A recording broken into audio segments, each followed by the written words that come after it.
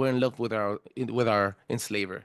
We That's have right. I've talked about, I'm not a very religious man, but now that I'm sober, I've reached a height in my life, and I call it a height because I've tried getting high, I've tried drinking, I've tried women, I've tried different things in life, but I've never tried a little Jesus. And then now that I turn out the Bible, I look at the Bible, and I don't look at the Bible looking for spiritual guidance. I look at the Bible looking for a conspiracy theory, bro. And I find that everything that we have been living through, or at least myself in my 34 years of life, I've seen that, holy crap, it was written before. It's the story's right there. Everything, Sure. Yeah, it's you right know? there.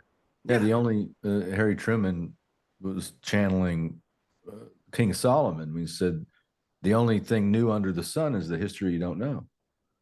It's all right Damn. there. Yeah. Interesting stuff, dude. I have another point here.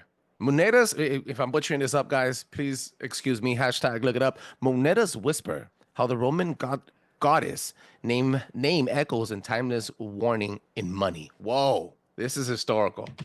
Yeah, so I read about the history of currency and money all the time. And one of my favorite things to source was the actual, like, that's one of the things I wanted to know when I was a young soldier and started reading history. I was like, wait, I'm interested in money. And my dad was an entrepreneur. He built things. He built a bank. He chartered things. He was a guy that worked harder than I've ever seen anybody work in my life. And I was always in, I was, knew if you had a thought in here, if you could think it up and then you could believe in your solar plexus that you could make it reality. You could build a building, you could build a house, you could make something that wasn't because you thought it and believed it. So I always believed that, but I always wanted to know, where does money come from? Like,